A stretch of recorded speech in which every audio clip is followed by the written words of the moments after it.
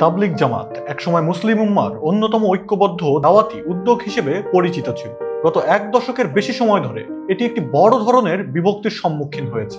এই বিভক্তি মূলত নেতৃত্ব ও মতাদর্শগত পার্থক্যকে কেন্দ্র করে সৃষ্টি হয়, যা পরবর্তীতে দুটি স্পষ্ট গ্রুপে রূপ নেয়।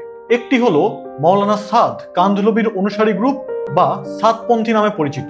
অন্যটি হলো দেওবন্দি উলামাদের সমর্থিত ও মাওলানা জুবায়ের আহমেদের নেতৃত্বাধীন গ্রুপ, যা জুবায়েরপন্থী নামে পরিচিত।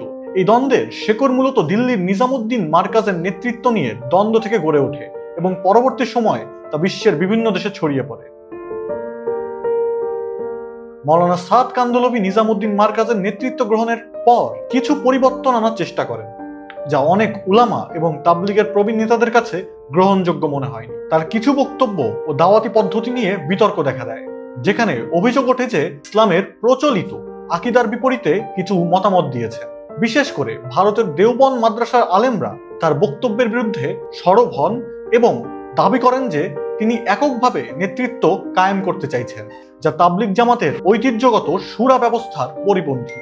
এই মতবিরোধ ধীরে ধীরে তীব্র আকার ধারণ করে এবং বিশ্বব্যাপী তাবলিগ জামাতের অনুসারীদের মধ্যে বিভক্তি সৃষ্টি হয়। 2018 সালে বাংলাদেশের টঙ্গীর বিশ্ব ইজতেমায় এই দ্বন্দ্ব চরমে পৌঁছায়। সাদপন্থী ও জুবায়েরপন্থী অনুসারীদের মধ্যে সংঘর্ষ হয়, যার ফলে আইন শৃঙ্খলা বাহিনীকে হস্তক্ষেপ করতে হয়। পরিস্থিতি এমন পর্যায়ে যায় যে সরকার বিশ্ব ইজতেমাকে দুই ভাগে ভাগ করার সিদ্ধান্ত নেয়, একটি সাদপন্থীদের জন্য, অন্যটি জুবায়েরপন্থীদের জন্য। এই ঘটনার পর থেকে তাবলিগ জামাত কার্যত দুটি আলাদা গ্রুপে বিভক্ত হয়ে পড়ে।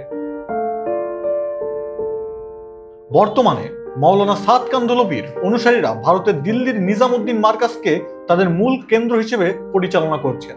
এই গ্রুপের দাওয়াতি কাজ মূলত মধ্যপ্রাচ্য, ইউরোপ ও আফ্রিকার কিছু দেশে বিস্তৃত। অন্যদিকে জুবায়েরপন্থীরা দেওবন্দ উলামাদের সমর্থন নিয়ে বাংলাদেশ, পাকিস্তান এবং ভারতের অধিকাংশ অঞ্চলে তাবলিগ জামাতের কার্যক্রম পরিচালনা করছে। এই বিভক্তির ফলে তাবলিগ জামাতের কার্যকারিতা ও ঐক্যে প্রভাব পড়েছে।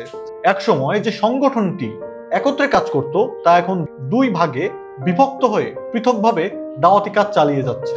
সাধারণ তাবলিগি মুসলমানদের মধ্যেও বিভ্রান্তি সৃষ্টি হয়েছে, কারণ তারা বুঝতে পারছেন না কোন পক্ষের সঙ্গে যুক্ত হওয়া উচিত। যদিও উভয় গ্রুপই ইসলামের দাওয়াতের কাজ চালিয়ে যাচ্ছে, তবে তাদের মধ্যে মতাদর্শগত ও সাংগঠনিক পার্থক্য স্পষ্ট। এই দ্বন্দ্বের সমাধান এখনো হয়নি এবং দুই পক্ষই নিজেদের অবস্থানে অটল রয়েছে। সাম্প্রতিক কিছু ঘটনায় অভিযোগ উঠেছে তাবলিগের ভেতরে বাংলাদেশের নানান দল, বিশেষ করে ইসলামী রাজনৈতিক দলের কয়েকটি অংশ ঢুকে পড়েছে। প্রশ্ন উঠেছে, শতাব্দী প্রাচীন অরাজনৈতিক দাওয়াতি উদ্যোগ তাবলিগ জামাত তার রাজনৈতিক নিরপেক্ষতা কতটুকু ধরে রাখতে পারবে, নাকি আরো দলীয় রাজনীতিতে আক্রান্ত হয়ে পড়বে।